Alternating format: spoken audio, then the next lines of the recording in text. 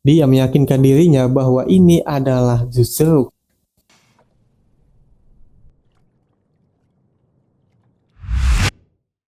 Oke, halo, selamat datang kembali. Kali ini kami akan membahas film tentang seseorang yang terjebak di suatu tempat selama 1 bulan hanya dengan 1 liter air dan 1 kue. Apakah dia bisa selamat? Langsung saja kita bahas. Abang ini, sebut saja dengan Jungso, sedang mengisi BBM senilai 300.000 untuk perjalanan pulang. Tapi si kakek ini malah salah dengar nih cuy. Dia mengisi BBM dengan full tank dan harganya sangat jauh beda, yaitu senilai 1 juta. Setelah itu datanglah satu orang mengomeli kakek ini. Karena kasihan ya kan, Jungso mengikhlaskan dan tidak mempermasalahkan ini. Sang kakek juga memberinya 2 botol air putih kepada Jungso. Di perjalanan si Jungso ini bilang kepada istrinya, dia adalah Sehyun. Jungso curiga bahwa pemilik pom bensin dan kakek ini sekongkol nih cuy. Itu adalah akal-akalan yang dibuat mereka supaya pelanggan membeli BBM dengan full tank. Tapi ya udahlah ya, cukup tahu aja, kalau lewat gak usah ngisi di situ lagi. Begitulah kata Jungso. Jungso ini memiliki seorang anak wanita yang bernama Sujin, dan saat ini dia sedang ulang tahun. Jungso membawakan kue untuk ulang tahun anaknya, tapi pada saat dia melewati terowongan cuy, tiba-tiba saja terowongan yang dilewatinya mengeluarkan suara aneh. Dan lampunya juga kadang mati, kadang menyala. Di tengah kepanikan itu, tiba-tiba saja terowongan yang sedang dia lewati ambruk cuy. Dan Jungso terjebak di dalam mobil yang tertimpa bebatuan. Kemudian Jungso mencoba untuk menelpon bantuan dan memberitahu keadaannya saat ini. Keadaan di dalam mobil sangatlah sempit cuy. Salah gerak sedikit saja maka bebatuan akan berjatuhan. Bantuan lalu mulai datang nih cuy. Dan musibah ini pun mulai diberitakan. Sialnya Jungso menjatuhkan ponselnya ketika ada yang menelpon. Lalu dia mencoba untuk mengambilnya. Salah satu media bernama SNC menelpon untuk mengetahui keadaannya, dan ini ditayangkan secara langsung cuy. Salah satu pembawa acara media SNC, kita sebut saja dengan Doni. Nah, Doni ini menanyakan apakah ada bekal makanan atau minuman untuk jangka panjang. Jungso lalu bingung, loh kok jangka panjang? Emangnya di sini bakalan lama ya? Nah, ternyata tim penyelamat tidak memberitahunya seberapa lama penyelamatan ini. Hal ini bertujuan supaya Jungso tetap tenang di dalam sana. Tapi media bangsat ini hanya mempedulikan jumlah penonton. Dia tidak mempedulikan kesehatan mental yang akan Jungso alami selama penyelamatan. Bukan hanya itu saja cuy, baterai HP Jungso juga bisa habis untuk hal yang tidak penting. Padahal kita tidak tahu seberapa lama Jungso bisa diselamatkan. Setelah itu ketua tim penyelamat bernama Daekyung menelpon Jungso. Dia mencoba untuk menenangkannya. Daekyung lalu menanyakan ada apa saja di dalam mobil.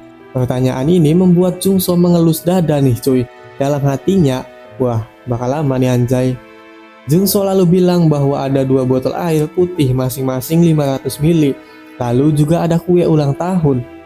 Karena kue tidak bisa tahan lama, jadi Daekyung memintanya untuk cepat menghabiskannya. Air putih sangatlah penting. Jungso diminta untuk menghemat air selama 1 minggu. Minum sedikit demi sedikit, jangan langsung menghabiskannya. Wah, langsung puyeng tuh kan. Bayangin aja terjebak di sana 1 minggu. 1 jam aja udah sesak napas, kan apalagi 1 minggu. Kemudian Sehyun menelponnya. Dia sampai menangis karena mengkhawatirkannya. Dia juga bilang kepada Sujin bahwa ayahnya sangat sibuk sehingga tidak bisa pulang. Panjang terowongan sejauh 1,9 km. Untuk menyelamatkan orang yang terjebak di dalamnya, pemerintah akan melibatkan ahli. Artinya cukup sulit untuk mengevakuasi korban. Kemudian drone mulai diterbangkan untuk memasuki terowongan. Tapi sayangnya drone itu jatuh padahal belum sampai ke dalam. Kemungkinan tidak adanya sinyal di dalam terowongan. Lalu Daekyung ini memutuskan untuk masuk ke dalam dengan menggunakan mobil. Nah, dia ini ditemani 1 orang tim penyelamat lainnya, ya sebut saja dengan Dimas. Saat sudah sampai di dalam terowongan nih cuy, Dimas ini mengelakson mobil sebanyak 2 kali. Nah, hal ini didengar oleh Jungso. Dia lalu menelpon dan bilang kepada Daekyung bahwa dia mendengar suara klakson. Artinya jarak dari sana ke tempat Jungso terjebak cukup dekat. Namun sayangnya nih cuy, tiba-tiba saja terowongan runtuh kembali. Daekyung dan Dimas langsung masuk ke dalam mobil untuk secepatnya keluar.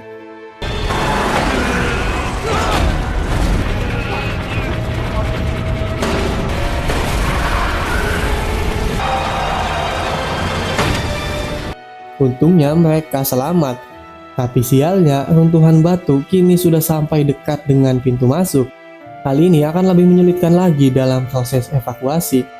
Nah, setelah kejadian itu, Daekyung mengkhawatirkan Jungso, padahal dia sendiri hampir saja terjebak juga nih cuy. Tapi dia ini sangat peduli dengan keselamatan Jungso. Jungso lalu bilang bahwa di hadapannya ada kipas ventilasi dengan tulisan nomor 3. Setelah itu, alat berat pun mulai didatangkan.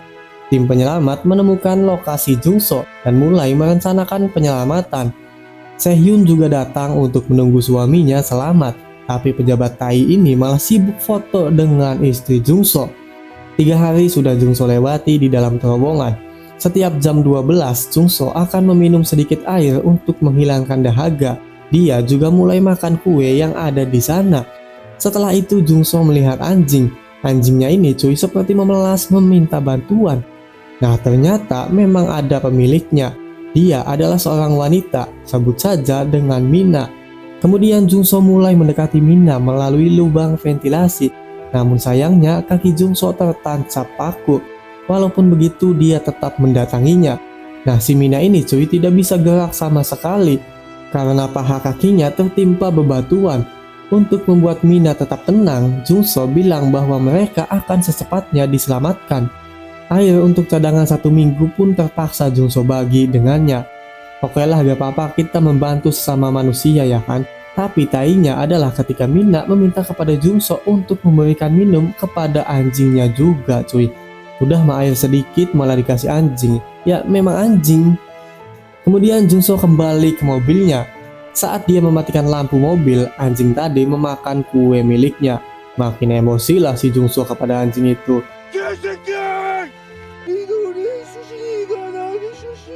Tak lama setelah itu, Mina memanggilnya. Dia meminta air minum lagi. Jungso langsung membawakan air minum yang tinggal sedikit. Tapi saat sampai di tempat Mina, dia sudah meninggal cuy. Jungso mulai sedikit ketakutan nih. Apa mungkin dia juga akan bernasib sama? Lalu Jungso mulai mengangkat batu yang menimpa Mina. Nah, ternyata bukan hanya batu yang menimpanya, besi juga menembus tubuh Mina. Setelah itu, Jungso mulai buang air kecil di dalam botol. Lalu dia juga menemukan 1 bungkus makanan anjing. Dan pada saat itu juga tiba-tiba saja bebatuan berjatuhan kembali.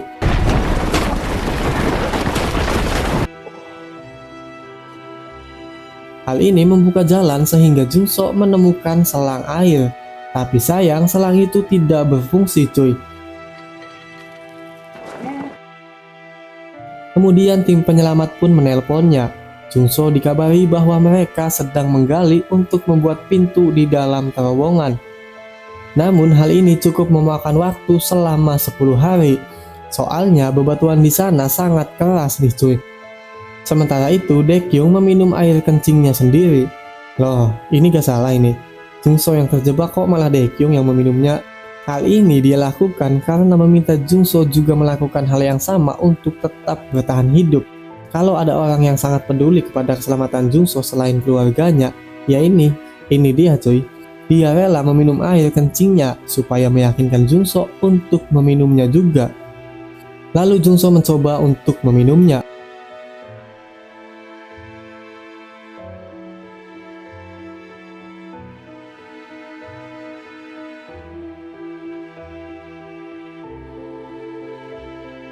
Namun sebelum diminum, Jungso mendengar sesuatu nih cuy.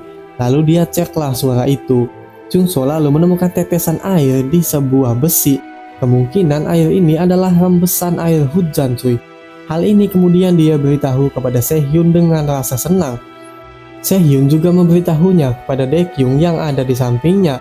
Lalu Daekyung hanya bisa, loh bagus sih, tapi ngapain gue jadi minum kencing lah Bambang.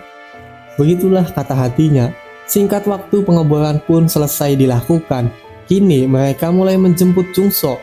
Daekyung lalu bilanglah kepada Jungso, awas ya, lihat bagian atas, kalau ada sesuatu jatuh cepat menghindar. Soalnya ya kan mereka mulai mendekati posisi Jungso. Takutnya pas lagi ngebor ke dalam malah Jungso terkena bebatuan. Baru juga Jungso senang akan bebas dan bertemu keluarganya, tapi penggalian yang dilakukan ternyata salah posisi cuy. Tim penyelamat baru saja mendapatkan video pada saat pembukaan terowongan. Peta terowongan yang menjadi acuan mereka sebagai penggalian itu salah, dan akibatnya mereka harus menggali lagi. Hal ini akan memakan waktu yang cukup lama cuy. Ketika Jungso mendengar ini, dia langsung frustasi dan membuatnya sesak nafas.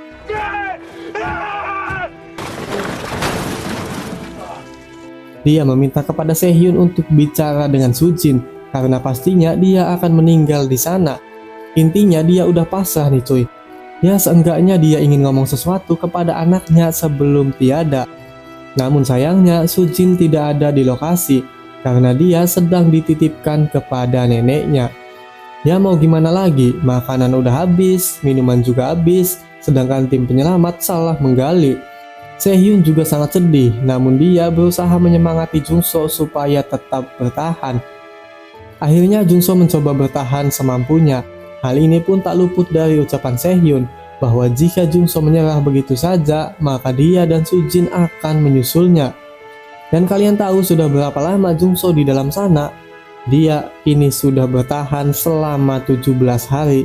Dan kini baterai HP-nya sudah lowbat sehingga mulai saat ini Jungso tidak bisa mengabarkan bahwa dia masih hidup ataupun sudah mati. Di hari ke-23, media mulai mempertanyakan kemungkinan Jungso bertahan hidup. Ada sebuah kasus penyelamatan yang sama di Chili selama 69 hari. Tapi pada saat itu makanan mencukupi sehingga 33 korban bisa bertahan hidup sampai diselamatkan. Namun pada kasus Jungso, dia sudah tidak memiliki makanan apapun. Kemungkinan dia bisa bertahan hidup hanya selama 19 hari. Namun bukan tidak mungkin jika Jungso bertahan hidup lebih lama. Selama 1 minggu tidak ada komunikasi yang menandakan Jungso masih hidup atau tidak nih cuy. Ya mau gimana lagi, satu-satunya komunikasi hanya lewat handphone. Dan handphone Jungso sudah mati di hari ke-17. Dia hanya bisa mendengarkan berita dan pesan yang disampaikan istrinya lewat radio di mobilnya. Saat ini tim penyelamat sedang berusaha memindahkan bebatuan. Lokasi tim penyelamat dengan Jungso adalah 200 meter. Jika tim penyelamat menggali 15 meter dalam 1 hari, maka Jungso akan bisa diselamatkan dalam 2 minggu.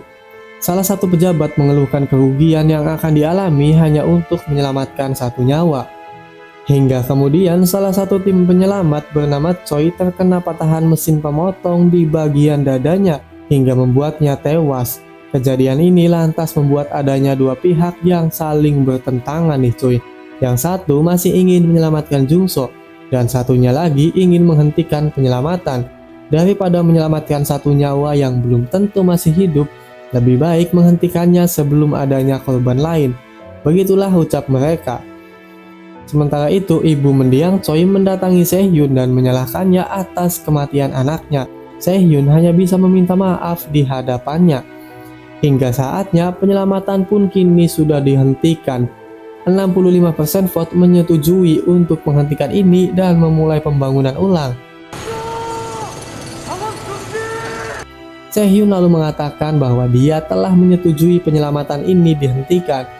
Dia juga bilang dalam siaran radio supaya Jungso tidak menunggu siapapun, karena tidak akan ada yang menyelamatkannya.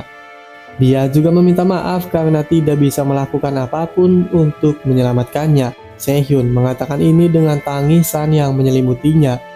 Jungso yang mendengar pesan ini hanya bisa pasrah menerima keadaan ini. Dia kemudian mulai menggigit baterai HP-nya, berharap bahwa masih akan menyala untuk mengabari bahwa aku masih hidup loh. Namun sayang dia bukan belut yang bisa mengalirkan listrik. Kemudian Daekyung mencoba untuk turun dan mengecek apakah Jungso masih hidup atau tidak. Dia nekat melakukan ini soalnya sudah janji kepadanya untuk menunggu diselamatkan. Daekyung mulai memasuki lubang yang mereka buat saat pertama kali. Dia menggunakan alat gelombang khusus untuk menangkap suara. Tapi sayangnya atasan mengetahui ini sehingga Daekyung ditarik ke atas nih cuy. Pada saat itu Daekyung mematahkan alat mendeteksi suara sehingga tertinggal di bawah sana. Ledakan pertama pun mulai dilakukan untuk pembangunan ulang. Jungso yang saat itu mencoba mencari jalan keluar kini harus kembali ke dalam mobil untuk menghindari bebatuan yang jatuh.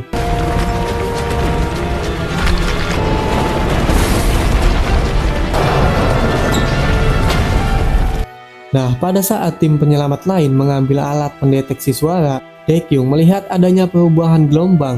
Dia lalu mencoba mengecek kembali dan inilah yang terjadi.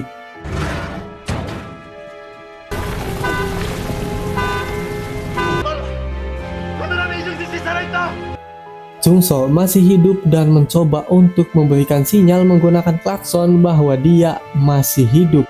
Kemudian penyelamatan pun dilanjutkan nih cuy. Hingga saatnya tiba pada hari ke-35. Buset, udah 1 bulan aja tuh. Tim penyelamat berhasil menemukan Jungso yang sudah lemas tak berdaya dan kemudian membawanya untuk mendapat perawatan. Tahu nggak kalian kenapa terowongan ini bisa runtuh? Ya apalagi karena dikorupsi pejabat lah, sehingga menggunakan bahan baku yang tidak kokoh dan membuatnya ambruk.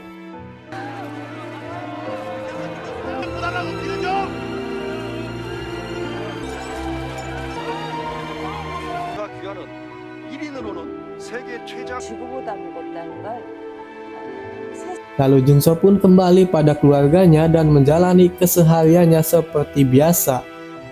Tetapi kadang-kadang ketika Jungso melewati terowongan, dia masih agak trauma nih cuy. Takut kejadian yang dia alami terulang kembali. Sampai di sini saja pembahasan kali ini dan sampai jumpa.